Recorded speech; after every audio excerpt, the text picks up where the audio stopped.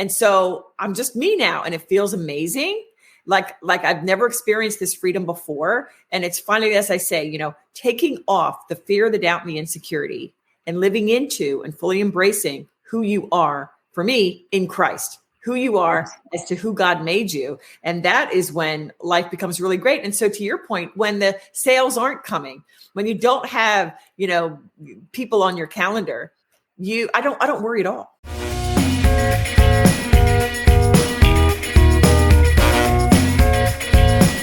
Welcome to Life After Corporate, your ultimate guide for making the leap from corporate leader to entrepreneur. I'm Deb Boulanger, entrepreneur, executive leader, and founder of the Launch Lab for Women Entrepreneurs. This is your time to break through the glass ceiling once and for all and get your ticket to the C-suite. Come back each week to get the leading strategies, advice, and tools that will give you the skills and confidence you need to replace your corporate paycheck. Are you ready? Let's go.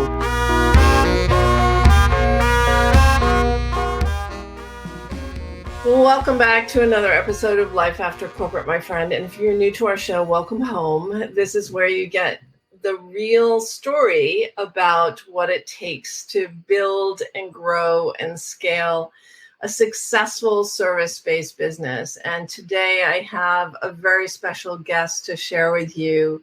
Her name is Judy Weber. She's a scaling expert and business strategist for successful women who come to her to scale their revenue and multiply their impact. And Judy and I met recently in a mastermind community. We immediately connected. I got to be a guest on her podcast, which was so special. And we started talking about the role of faith in entrepreneurship. And so today we want to open up the discussion of the journey of the faith-based entrepreneur. So Judy, welcome to Life After Corporate. Thank you, Deb. And I certainly had years in corporate. So I love your podcast. Thank you so much for having me here. Tell us a little bit about that. What brought you to entrepreneurship, and what did you do before you got here? Okay. So before corporate, I was in pseudo corporate as a lawyer. I think corporate and law firms, they're similar, but they're different. I always think like my twin sister was in corporate, and we just talk about how things work because she was in upper level management. Of course, as an associate attorney in a firm, you're kind of higher up. And, she's like, gosh, law firms are so behind. You're like a decade behind. And I'm like, well, that's how we go slow, But anyway, so I graduated from Villanova Law in 1995 and got a really great job in a Philadelphia area law firm. It was it was intense. I didn't expect it to be what it was. And I don't want to ever be on the negative, but the fact is there was discrimination that I didn't expect. In fact, when I graduated from law school, my mom said, Judy, be careful. It's a man's world. And I said, Mom, it's 1995. Like, you're crazy. Well, I thought she didn't know anything. Well, she's very wise. And so it didn't take long for me to see how women were treated differently. And, I remember sitting in a meeting with some heavy hitter partners, and I'm brand new to the firm, but I'm listening and I'm smart and I want to contribute, So I'm listening and I'm like, ooh, my gut, like I had gut reactions to things, but I didn't say it because I was new, because I was afraid. But meanwhile, some guy over there said it and he got all the kudos. I'm like, crap. Okay. The next time I have this inspiration, I'm going to, say it. But I was young and I didn't. So anyway, so that was that. I got pregnant my first year as a lawyer, and I had 3 beautiful boys. After that, I left the practice of law to stay home. Well, it didn't take long, Deb. We're cut from the same cloth. Yeah, we are. I can't sit still. I love my boys, and it's super hard work. No doubt about it. It was the hardest work I ever did. But I felt like I needed to do something else. So I started my first business as an interior decorator when my kids were 2, 4, and almost 7. So as you can see, and I was staying at home. So I didn't have nannies. We weren't that kind of people, but I was really good at marketing. And when I launched my business, I was super strategic on what I was going to do of getting clients. So interior decorator, let's do a home show. Let's get a booth at a home show. I was strategic in how I was going to draw people into my booth. We can get into that if you want to, but I left the weekend with 14 appointments. After those appointments, I had 10 clients. Then it was like, oh Wow. my God, how am I gonna service 10 clients? You're an entrepreneur, girl. Yeah, I love the freedom. I love the fact that there is no ceiling. You can set your own thing, right? You can do it your own way. But anyway, so years later, I left that and I went back to the law because I got divorced and all kinds of just life stuff, right?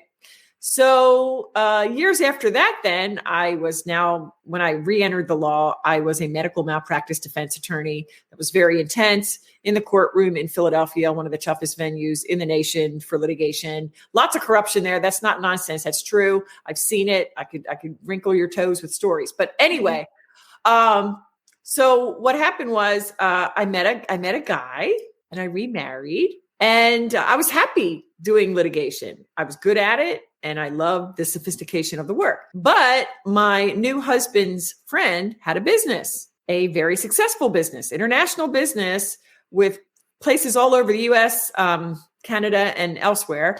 And he's like, my general counsel is just died and I need somebody amazing. And do you want the job? Wow. It's crazy. I'm like, okay, I've never been in-house before. What are you talking about? And he's like, I need a general counsel. I need a director of HR. And I don't know. I like Stu. I've known him all my life. He's a smart guy. I imagine you're smart. You graduated from Nova. So you ready? I'm like, okay. So long story short, I worked there for a couple of years, but it was tough. I loved everybody there, but the boss, he was a jerk. He really was. He was the one person when I left and gave my notice, he was the one person that didn't wish me well. He just acted like I didn't exist, so he was a stereotypical a-hole. Sorry, but he was. So I left there to start an online coaching business with my twin sister. And if you want to interrupt at any point, feel free. But a long story short there, this is my twin sister, Deb. This is like my best friend since like before birth. And if anybody would have said that we can't work together, I would have said they're nuts. But in 2 years, we realized, about a year and a half, we realized we can't. We do business differently. So we parted ways. So the summer of 2019, I spent the summer on the couch with my Bible and a notebook and a piece of paper. And I was praying, Lord, what do I do? At that point, we were working exclusively with real estate brokers, women, real estate brokers and agents. And I thought, should I stay in that and compete against my sister, which I'm fine with, but it just felt a little bit funny. Were you both interior designers at that point? Oh, no, we were both coaches for real estate agents. And brokers. Coaches for real estate agents. Yeah. So, and she had this superstar team. She had like $1 million real estate team in Virginia. And I always dabbled in real estate. It was always part-time. Either I was a full-time mom and a part-time agent, or a full-time lawyer and a part-time agent. We got lots of energy, right, Deb? So, we got to fill our time. So anyway, in that summer, I heard very strongly God say, don't just work with real estate, expand, but focus on Christian women. I felt that very strongly in my spirit. And so I've loved Jesus all my life. And so I'm like, okay. So, I can tell you, I timidly stepped into that because I just felt like, not that I wanted to serve more people. I was okay with that, but somehow my corporate side, the go-getter side, and the Christianness, it took some time for me to see how that is all me and I can go bold on both. Yeah, that's so important. We're not meant to shrink back. We're meant to shine. And I want to dive into this journey of faith and belief in God and entrepreneurship, because it's inevitable that our humanness and our ego is going to get in the way. It's like, yes, you've given me direction. Okay, God, yes, I'm following you. And, but I want to be in control. I want to see the road ahead really clearly about like, what am I going to get if I follow this path? And so that's where faith comes in, right? That's where faith and belief. So I'd love to hear from you. Like, how did that evolve for you? What are did you have strife that you had to overcome and release and surrender in faith? Yes. I love talking about faith in business because everything I do is founded in Christ. So I'll start out with this. The number one success metric in business or life, really, certainly in business to get to 7 figures is faith. Now, I know there are people out there who don't have faith in Christ. But here's what I know. Anybody that's made it, they have faith in something, whether it's the universe, whether it's themselves. You need that deep faith. And to me, faith, and Hebrews 11:1 says it, faith is like this deep knowing and believing before you see evidence of it. So, anybody that opens up a business as an entrepreneur, they've got to be faith filled. And I say faith, I say faith fueled, because you're opening this business that doesn't exist. Nobody knows who you are. We all start from zero. So if you don't have a confidence in your capabilities and in the fact that you can help people and serve them, you might as well, why bother? You really have to have that firm belief. Yeah. And sometimes we need to borrow belief. Yes. Right. Sometimes when we first start out, we don't have belief. Yeah. Let's talk about that for a second, because as coaches, you and I, we know that, I tell my clients all the time, borrow my belief. Like, do you see how passionate I am about your business? Okay. And I don't just do this for everybody. I'm very selective with my clients, especially in my mastermind. I turned away 6 clients. This is a new mastermind I just started the end of last year. I turned away 6 clients, multi-6 figures, and it's the best thing I ever did. Because last week, I'm very selective. Last week, my masterminders, those that made the cut, they came with me in Charleston, and we had a couple of days of roll up our sleeves, get work done. They are the best clients I've ever had. They're getting the best results. And so anyone out there that's, I'm afraid to be selective, I'm afraid, when you finally surrender the fear and the doubt and the insecurity and just go all in on who God made you to be and believe, oh my goodness. It's insane, the results. Right. And that's what we're doing too. We're borrowing belief from God, right? It's about, showing up even when it feels uncomfortable, right?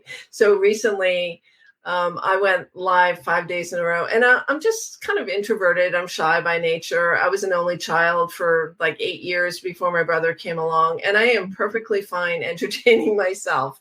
I don't need to be online or have people look at me. I like being alone. I'm one of those people. And so I have to borrow belief from God in order to, okay, you really want me to expand my presence. You want me to reach more people. You want me to impact more people, help more women be financially free by earning as much money as they want. Then I have to show up. So that's how faith stretches me into borrowing belief too, even at this stage of growth in my entrepreneurship. And it has all been the last 3 years has been a journey of learning what faith means. And that even when, there's no prospects on my calendar, we've all been through those places of feast or famine. Yep. Of, okay, I'm open for a miracle. Just show me the way. I know everything's going to be okay. I mean, faith eliminates worry. Yes. I love that. Faith. Perfect love casts out fear. And perfect love is the love of the Father to us, right? We can't perfectly love this side of heaven, but He does. And so when we embrace that is when we have the guts to go big. And to your point, it's funny, I'm an extrovert. So I love being the center. My twin sister and I, we love being the center of attention. But what's funny? Until very recently, I did not feel comfortable at face-to-face, one-on-one type networking situations. I don't know why I felt put upon. Put me on a stage of 10,000 and I'm actually very comfortable with that. But put me on a one-to-one, it just felt a little funny. And only recently in the last month have I identified why. Because at the age of 56, Deb, I have never been more me. I am goofy. I'm super smart, super logical, but I'm super goofy and I love to have fun. And so I'm just me now, and it feels amazing. Like I've never experienced this freedom before. And it's finally, as I say, taking off the fear, the doubt, and the insecurity and living into and fully embracing who you are, for me, in Christ, who you are as to who God made you. And that is when life becomes really great. And so to your point, when the sales aren't coming, when you don't have, people on your calendar, I don't worry at all.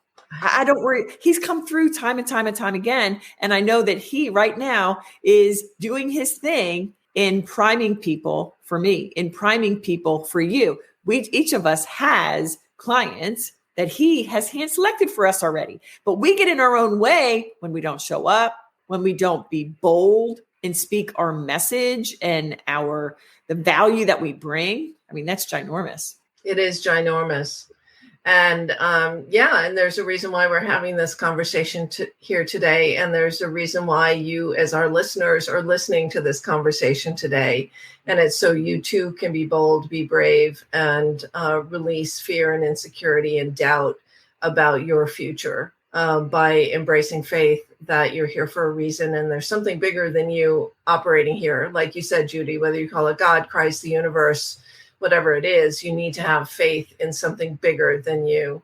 Mm-hmm. Judy, I would love to hear about how you're working with your clients and maybe some of the great experiences that clients are having working with you, borrowing, your belief in them and what are they able to achieve, and just tell us how you operate. Oh, you're so sweet. Well, thank you for that opportunity. I will say this, a major life mantra for me is pursue the impossible. Because as I look back at my life, I come from nothing. I say that I came from a very loving family who knew the Lord. That's all I needed. And I never felt poor until I got to college. Then I realized, yikes, what? You have what? Oh, you have air conditioning in your house or your car? We didn't have that. What's that? So, but I realized as I look back, this little girl from nowhere with these big dreams, that's me. I've been doing the impossible only because I am following in the way God is leading me, and I'm stepping up and doing scary things all the time. And so I instill that in my ladies. I only work with Christian women. And so we talk about Christ and we refer to the Bible, and that is a foundational element of my work. And we see him move. And so I'm saying, hey, ladies, don't say you can't do video. Why can't you? Oh, I don't like the way I look. Neither do I. Hello, who cares? I mean, that's not the point. Get over it. And so that may sound harsh, but the fact of the matter is entrepreneurship requires you to be bold and to step out. And if you don't want to do that, then save yourself time and money and go do something else, right? You got to step into that. So I work right now, I'm focusing on my mastermind, which is my higher end clients. My clients come to me making at least 6 figures. A couple of my clients are making 2, 3, 400,000. They've got big dreams. They want to get to that 7-figure mark. So in this container, I call it my joyful scaling mastermind. And so briefly, I'll tell you, there's 3 simple steps to scaling, and it's the acronym JOY. Because if you can't be joyful in your work, why the heck are you doing it? So J is jumpstart. And so we really take a step back in order to really move forward in a accelerated way. So we're looking at 2 things primarily, your marketing strategy and your sales strategy. And we go deep because within marketing, you got branding, you got messaging, positioning, visibility, all of that. But we nail all of that, the marketing, and then we nail your sales. Sales is a big thing for Christian women. Okay. So let me just tell you a quick story. Okay. I think it'll make you smile. I have a friend who is Jewish, and we were talking one day about the hangups that so many women have with money and with charging. And she laughed and she goes, because I mentioned something about, we Christian women have to overcome this wrong scripture that we've been told as kids, that money is the root of evil. But it's the love of money. It's putting money above God. That's the issue. That's the evil. And she goes, wait a minute. So you're taught that money is a bad thing? She goes, as a Jewish little girl, I was taught, go get it. Go get the money. There's no hesitation there. We were laughing so hard. But, so the idea there is the sales strategy. Like, do you know that there's a strategy beyond sales? And by the way, it's not about a script. It's not about magic words. It's not about, manipulation in any way or convincing. It's really just about service. And right. I know your people probably have heard that, but it's really true. And sometimes you have to go to the work to have the capacity to understand what in the world that sound easy principle of sales as service really means. But that's the J, the jumpstart, marketing and sales strategy. When you got your strategy down, then you're ready for the second step, O, for optimize. And here we look at your systems, your KPIs, your processes, your workflows. Then we look at team. Do you have a team? I mean, I focus on a sophisticatedly simple business. And so I draw in clients looking for that. We're not looking to build empires and have dozens and dozens. That's like tons of overhead, and I don't need the headache. God bless if that's you. I can help you, but I love helping you design a business that is sophisticatedly simple. So that's where we look at it in the way of processes and team. who do you really need? What roles do you really need to be filled? And then the third piece of that is automation. What do you have right now that's automated? What maybe could we add to make everything more efficient? So that's the O. And then the last part is Y, for yield. What is your business yielding? And not just in the way of dollars, like in the way of revenue or profit, which is important, but also how about client results? How about testimonials? How about a referral or ambassador program? What do you have to, or what is your system to constantly make your clients get better results and faster results? Because that delivery aspect and the tracking the numbers and not just the dollars, again, that is what's going to fuel your business and sustain it long term. Yeah. And, we love to geek out on the analytics of things too. I mean, being a lawyer, highly analytical field, like, looking for arguments and things like that. I worked with industry analysts for 25 years or so. And so having that analytical capability and looking at your metrics, looking at your numbers, and really dialing in simplicity, what works for you, what's working for your clients, what works for your lifestyle. And I love the joy framework as well. It's like, bringing joy into your business, bringing joy into your life. And here are the 3 easy steps for bringing joy in. Love that. I love mental gymnastics. As a lawyer, I was good in the courtroom, but I really was great at writing briefs on appeal. And the partners would give me a case that was a loser, and they'd know that I would dig and find the hook that would give us a way to win and to write that. So I can do complex, but that's where I feel like you need to be able to understand the complex in order to make it super simple and doable. And that's what I'm doing, by God's grace. Yeah, absolutely. So where do your clients frequently get hung up? I know sometimes it's, we talked about the visibility piece and doing what it takes. What are some of the other areas that your clients get hung up with, and how do you help them out with that? You know what? I would say mindset all day long. And that is it means so many different things to so many different people. But I have worked with a mindset coach in the past 6 months. I'm a different person today because of her. Wow. Yeah, I live differently. I think differently. I act differently. It's truly from mindset. And what I mean by that is I manage my mind. I'm very aware of my thoughts, because we think that our actions generate the results. But in fact, that's not true. And I can prove that, because how many women out there listening, trying to build their business, are working nonstop, but they're not getting the results they want? So what it comes down to is your thoughts. Your thoughts will produce your results. And when you go deep on that, I'll give you just one quick example. So one of my clients, they often say, I don't know, or I don't know how. It's always that. They want the how. I don't know how. And so I'm like, okay, well, you don't know how. That's actually a lie. And they look at me like, what? That's a lie? I said, yeah. So how do I know it's a lie? Because God is a God of order. He called you to this. He promised to equip you. So you know everything you need to know right now. You just don't know that you know it. So there's a whole process that I go through. I call it the faith-fueled thought model. I'm not going to get into that here. It's too much there. But the point is, you have to look at your thoughts and identify the lie. Okay. If it doesn't serve you, it's a lie. And so you say, okay, how do I'm not one where I say, okay, now say humana, and say, I do know, and you'll know. No, that's baloney too. It's not magic. Yeah. It's like, okay, I'm going to repeat I'm beautiful, and all of a sudden I'm going to look different in the mirror or something. But what you do is you look at your experience and look at the past client results, and you say, what do I know? What have I done? And then with that thought that I know enough, that's a really good thought. It may sound like not enough, but that's a great thought, because with that, and with you looking at all these results I've already gotten and all that I've done, and you say goodbye to the competition. Don't even pay attention to them. And what you do is you look at your accomplishments and you say, wow, okay, I do know. Now, what am I going to do next? I'm not going to have to look at Judy or Deb or some guru out there to tell me the how. I'm smart. I'm going to use my brain that God gave me, and I'm going to figure it out. So the power of thought is huge. Huge. And don't believe anything you think, because it's lying all the time. There's like, I'm a big fan of Byron Katie. And I've been doing the work for a long time, which is the work on questioning your thoughts. Is it true? Can I be sure it's true? What happens to me when I believe that thought? Does it bring peace or does it bring stress?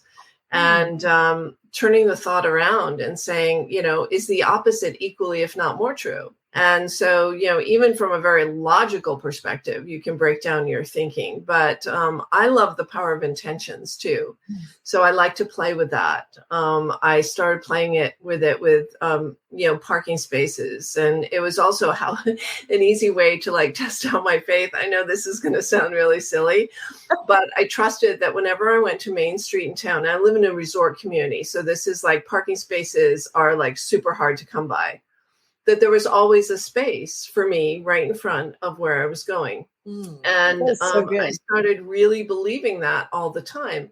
And in fact, now when my partner gets in the car with me, he was like, I need to take you everywhere because wherever we go, there's always a space. He said, I'll just take you with me and then you can Uber home. And so I started applying, and this is going to sound super silly, but I started applying that same faith in parking spaces, that it was always going to be there. I extended that to my bank account. And now I extend it to even when I'm doing webinars or launches, I'll say, well, my intention is that 100 people sign up for this, or that 50 people show up for this webinar. And what I have found is inevitably, without fail, my intentions have become the reality of the day. And I don't know if this is common in your experience, but I think it's our own lack of belief and fear. If I was fearful of, I'm afraid not enough people are going to sign up for this, or what if no one signs up, then you're putting yourself in a place of struggle and strife, and failing before you even start. So I totally agree. And I've seen it in myself. And I laugh because I do that same thing with the parking. I totally do. Nothing else. Everyone who listens to this podcast today is going to start believing there's a parking place for them wherever they go. Yeah. Well, you have 100%. Mine's not at 100%. Mine's 80, 70, 80%, but it's still good because my husband's like, where are you going? I'm like, hon, there's got to be a spot up there. So just hang on. We're going to find it. But just another example about intention and the power of thoughts. When I was working with some clients just last week, we were talking about email, and that was the circumstance. And they said, it just takes too long for me to write my copy. And I said, well, I wonder why that is. What are you thinking when you think email? And they go, it's hard. I don't know what to say. Nobody's going to read it anyway. I said, oh my God, they're horrible thoughts. Why are you thinking that? That's horrible. And then anyway, went through my thought model process. And the thought that came out of that work was, my people can't wait to read my emails. Wow. What a beautiful thought. I said, that's $100,000 thought. And it may even be $1 million thought. Stick with that.